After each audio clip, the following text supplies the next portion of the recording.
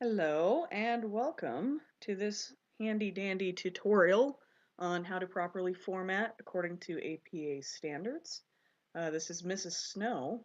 If you are watching this, you're likely one of my students, one of Ms. Hobush's, one of the other teachers, etc. Okay? So, likely you will be formatting a lot of papers, typing up a lot of essays throughout your life. How exciting. So it's probably good to know exactly how to put your best foot forward when it comes to formatting. So this right here is a really good example of what awesome formatting looks like if you're following your APA guidelines. Now, if I go all the way back, oh no, it's reverted.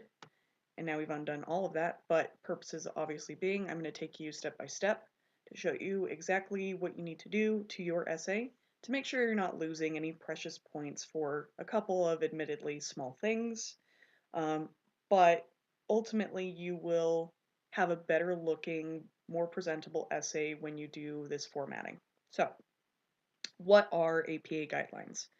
If you don't know or have a hard time remembering, your Slicksy planner does have it in the very back. If you have misplaced, fed your planner to your dog, whatever, you might want to borrow one from a friend, take a picture on your cell phone, something like that. But in any case, it's near the very back. It's got the listed format points we're going to go over, as well as how to cite properly from other sources, which will be another video. But let's start going over it. So, you need size 12 font. The font style needs to be Times New Roman. All paragraphs, pretty much the whole paper, double spaced, indented paragraphs, and a good header. So, this is an example of the header I want you to use.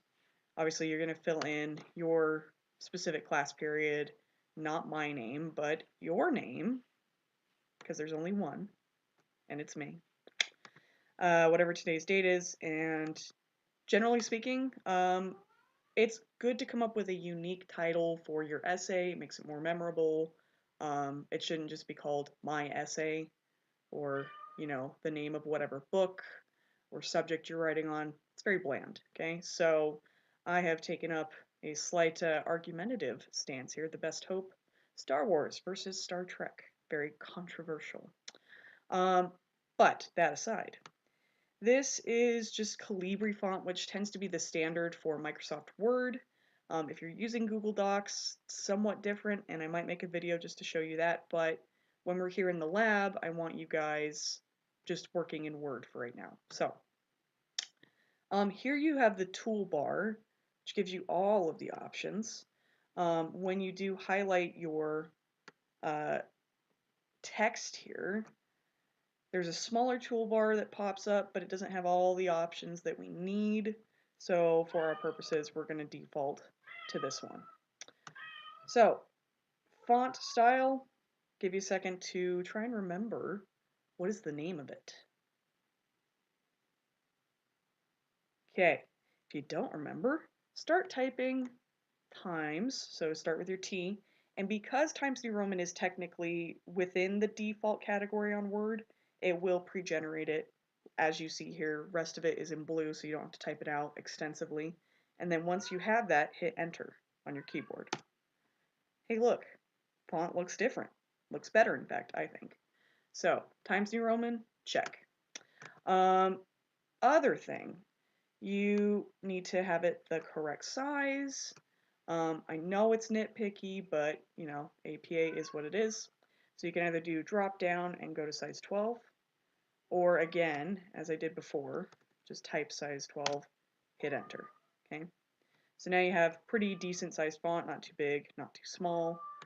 The hardest thing students have nowadays is figuring out how to double space, because if you're not in the regular habit of writing essays just yet, then you may not have learned how to do this. So I'm going to give you two ways that you can find to properly format this. So you still have it highlighted by holding down the right side of your mouse, dragging it, and getting all of it. You do need to get all of it so that it'll format the rest of it. You right click, and this is the way I did it back in the day. You have this that says paragraph, which I do in fact have a paragraph, so how appropriate.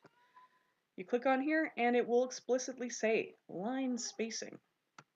And you have a couple options. I have no idea why you'd use at least, exactly, or multiple. 1.5 is sometimes handy, but double spacing right there, okay? So you hit that, and now there is room between your lines. They're not all squished together. And I mean, it helps it to not necessarily look longer, 'cause sometimes we like to do that as students, but really it allows me to give you guys better feedback in the margins, in between lines for specific things. Um, so double spacing, it's a good thing. We're gonna undo it by holding Control Z so I can show you the other way. Control Z. And back up to our toolbar here. Word actually added a button that wasn't here when I was using Word for essays. And if we channel our knowledge of numbers, double would mean 2, right? So, easy enough. You have it right there. Now you might be tempted, after we have those 3 things done, to want to do something special to your title to make it stand out, like, oh, I don't know, bold, underlined, and italicized if you really want to go crazy.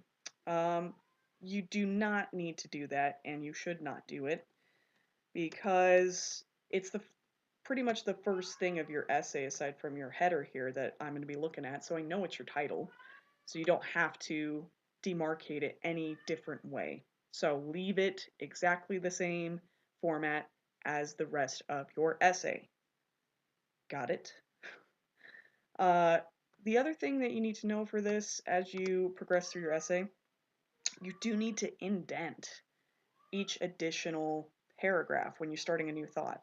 Because it just visually will cue in your reader, i.e. me or anybody else, to know you're starting in on a new thought or a subtopic to your topic of your essay. So easiest way to do that, don't do spacebar. Oof, so much work.